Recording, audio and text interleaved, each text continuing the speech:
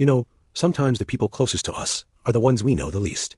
This story is about Sarah and Mark, a couple that everyone, myself included, thought was picture perfect. They were high school sweethearts, the kind of couple you see in movies. They bought a beautiful house in a quiet suburban neighborhood, had two amazing kids, and from the outside, their life was a dream. But behind closed doors, a nightmare was slowly unfolding. It all started subtly. Mark lost his job, a high-paying position at a tech firm he'd been with for over a decade. He told everyone it was a layoff, part of a company-wide restructuring. But the truth was, he was fired for erratic behavior and missed deadlines. He kept the secret from Sarah, pretending to go to work every morning, spending his days at the library, frantically applying for jobs that he was either overqualified or underqualified for. The rejections piled up, and with them, his sense of worthlessness grew. Sarah, meanwhile, was oblivious. She was a nurse, working long, grueling shifts at the local hospital. She was tired, but happy. She'd come home, kiss Mark, ask about his day, and he would weave intricate stories about annoying colleagues and demanding projects. He was a masterful liar, painting a picture of normalcy that was just a thin veneer over a pit of desperation. The savings account started to dwindle, but Mark always had an excuse. A big investment, a tax payment, a sudden emergency repair for the house. Sarah trusted him completely. Why wouldn't she? This was Mark, the man she'd loved since she was 16. The first crack in the facade appeared one evening. Sarah came home early and found Mark sitting in his car in the driveway, just staring at the house. He hadn't seen her. He was just sitting there, motionless, for almost an hour. When she finally tapped on the window, he jumped, startled. He brushed it off, saying he was just decompressing after a tough day. But Sarah felt a chill. Something was wrong. The confident, easygoing man she married was being replaced by someone haunted and distant. That's when the projects started. Mark began obsessing over the basement. He claimed he was building a workshop, a man cave. He started bringing home large quantities of wood, tools, soundproofing materials. He spent all his free time down there, often working late into the night. The sounds of sawing and hammering became the new soundtrack to their lives. When Sarah asked to see his progress, he would get defensive, saying he wanted it to be a surprise. The kids started saying Daddy was always in the secret room, and that he didn't play with them anymore. One day, while Mark was out, Sarah's curiosity got the better of her. The basement door was locked, which was strange. She found the spare key and went down. What she found wasn't a workshop. The basement had been transformed, but not in a good way. In the center of the room, Mark had built a large wooden box. It was about 7 feet long, 3 feet wide, and 3 feet high. It looked like a crude coffin. It was reinforced with metal brackets and had several heavy-duty locks on the outside. There were no handles on the inside. Inside, it was padded with the soundproofing material he'd bought. Sarah's blood ran cold. She backed out of the basement, her heart pounding in her chest. 1,000 terrifying thoughts raced through her mind. Was this a sick joke? Was he losing his mind? She tried to rationalize it. Maybe it was for a piece of furniture. Maybe it was something for a Halloween drop. But she knew. Deep down, she knew that box wasn't for a project. She confronted him that night, her voice trembling. Mark's reaction was terrifying. He didn't get angry. He didn't get defensive. He just smiled. A calm, empty smile. He told her she had a wild imagination, that it was just a storage container for his old tools.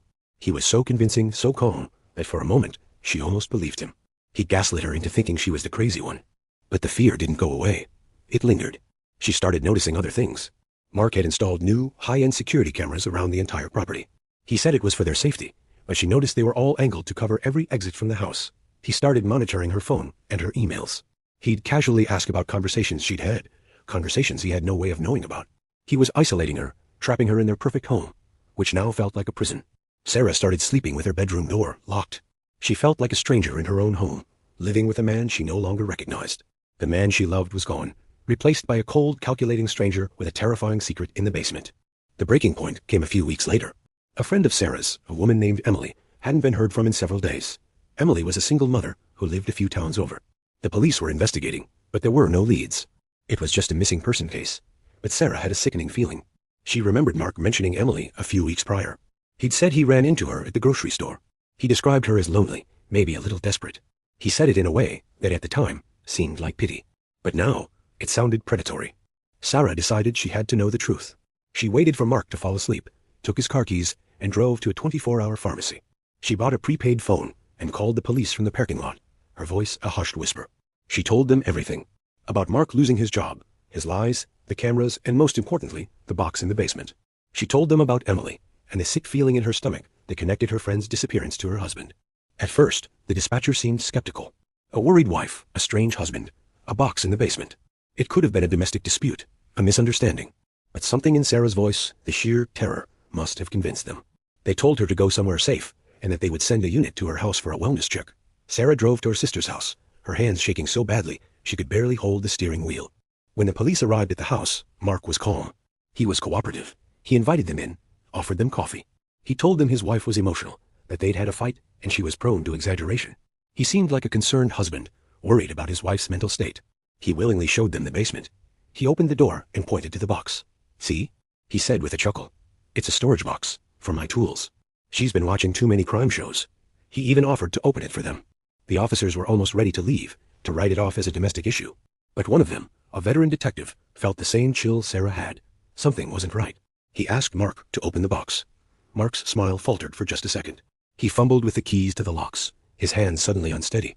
As he undid the last lock and lifted the heavy lid, a foul Swedish odor filled the small basement. The officers looked inside. It wasn't tools. It was Emily. Mark's composure shattered instantly. The charming, concerned husband was gone. He tried to run, but they tackled him on the basement stairs. The whole suburban dream fell apart right there. In the interrogation, he confessed everything. The job loss had sent him into a spiral. He felt like a failure, and the feeling grew into a dark, all-consuming rage. He started fantasizing about control, about power. He met Emily by chance, saw a vulnerability, and she became the target for his rage. The box wasn't meant for Sarah. Not yet, anyway. He told the police it was a prototype. He was perfecting his method. Sarah and the kids were his intended final project. He had planned to use a life insurance policy on Sarah to solve his financial problems and start over. Sarah's life was shattered. The man she had spent her life with, the father of her children, was a monster. The home she had built was a crime scene. She and the kids moved in with her sister, and they've been slowly, painfully trying to piece their lives back together. The story serves as a chilling reminder that the darkest secrets can be hidden behind the most perfect facades. You just never truly know what goes on behind closed doors. Thanks for watching, and don't forget to follow for more stories like this.